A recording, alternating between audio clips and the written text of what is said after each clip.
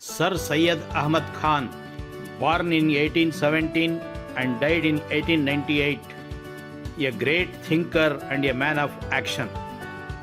Secular approach of SirSyed Ahmad Khan, an extract from his famous Gurdaspuri speech, January 27, 1884. O Hindus and Muslims, O Hindus and Muslims, do you belong to country other than India? Do you belong to the country other than India? Don't you live on this soil? And are you not buried under it or cremated on its ghats? If you live and die on this land, then bear in mind that Hindu and Muslims is but a religious word. Hindu and Muslim is but a religious word. All the Hindus and Muslims and Christians who live in this country are one nation. All the Muslims, Hindus and Christians who live in this country are one nation. SirSyed Ahmad Khan was not merely the founder of the institution at Yaadgaar. He was one of the most distinguished architects of modern India. He was the first Muslim to catch a glimpse of the dynamic character of the coming age, and he dedicated his whole life to what he thought to be supreme need of the hour, the uplift of the Indians by aspiring them of the problems of the modern world. It was his firm conviction that unless the mind of his people was freed from the shackles of the intellectual slavery and orthodoxy, there could be no progress.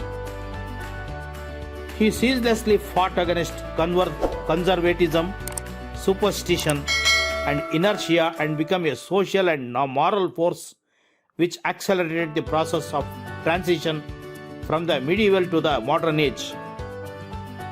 He patiently bore all this and never allowed his ideals to be affected or impaired by the criticism of misinformed contemporaries. Professor Khalid Ahmad Nizami said about him, SirSyed stood for dynamic movement of society according to the needs of the time, supremacy of reasons in all the matters, spiritual and mundane, liberty of conscience and freedom of expression, hard work and continuous struggle to make up leeway, secular in all spheres of human relationship. Secular in all spheres of human relationship and concept of nation, which overrode all parochial considerations. SirSyed's greatest contribution was a healthy scientific attitude of mind, without which no human progress is possible. Of the numerous educational and social reforms movement initiated in the post-1857 era, the Yaadgaar movement was one of the most significant. SirSyed's aim was to extricate his people from the meshes of obscurantism and inertia and inculcate in them a scientific attitude of mind which alone could help them in making up leeway. He struggled hard in the face of bitter opposition to create an awareness of the swiftly changing patterns of life in an age of scientific and industrial development. His secular and scientific approach inspired a whole generation, said late Dr.R.Abdul Hameed, former Vice Chancellor of Yaadgaar.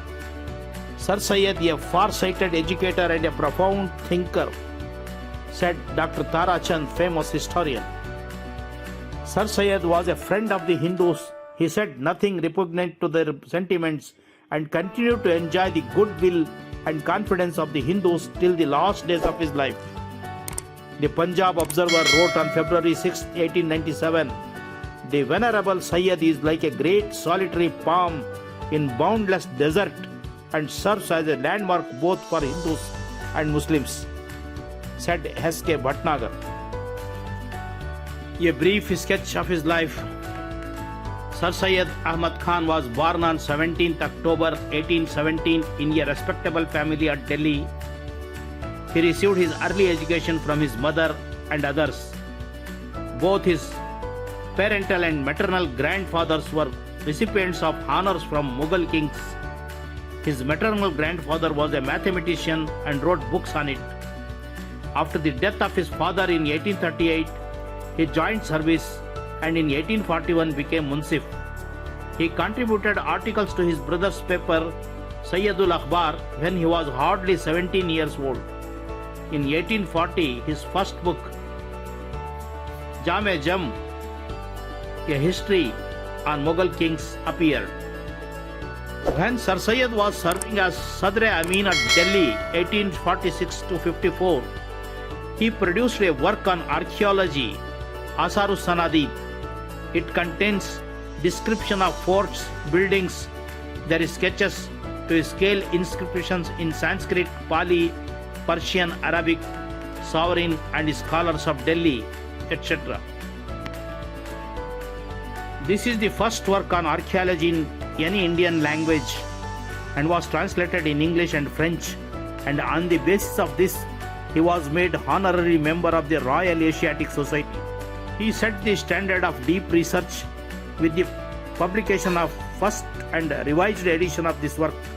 After this, he edited 3 books, Tarikh-e-Feroz Shahi, Tazkirah-e-Jahangiri, Ain-e-Akbari, on most important chronicles of the medieval India, thus setting standards for editing. When SirSyed was at Bijnor, the Indian mutiny broke out in 1857. It was a period of storm and stress. Out of suspicion, Indians were executed and their properties were confiscated.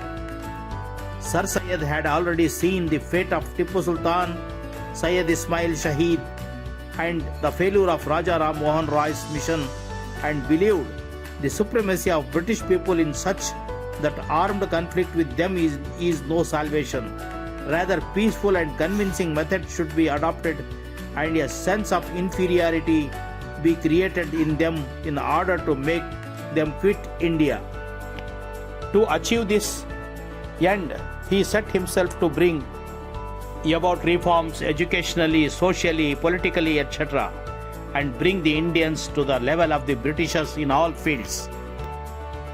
SirSyed dauntlessly proves in his book Asbab-e-Baghawat-e-Hind, Causes of Indian Mutiny, that the rule of Britishers is defective because of the non-admission of Indians in Legislative Council.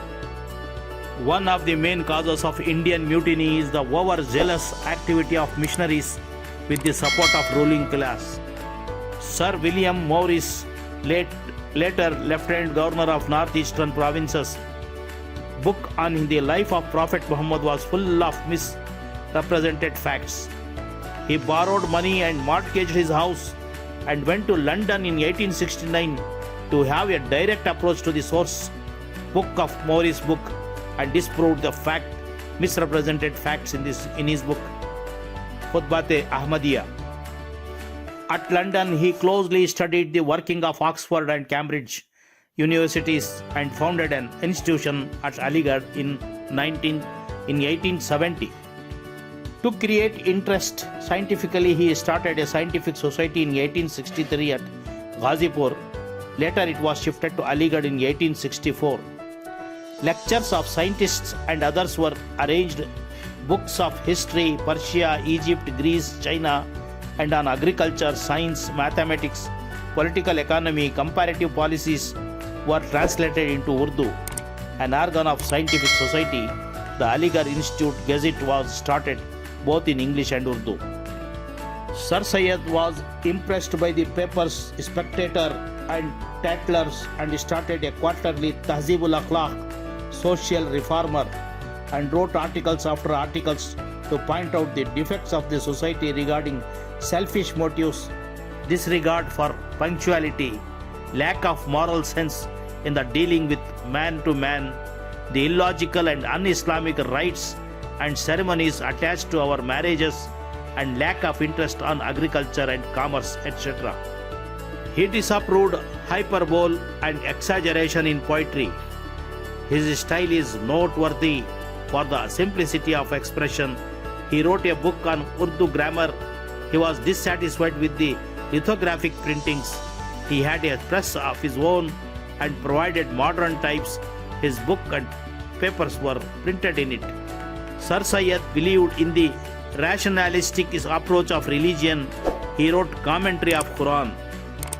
Professor H.K. Sherwani writes, for SirSyed, the touchstone of true religion, the true word of God, is nature, and here he propounds a new doctrine that nature is the work of God while the book is the word of God, and they must correspond to each other.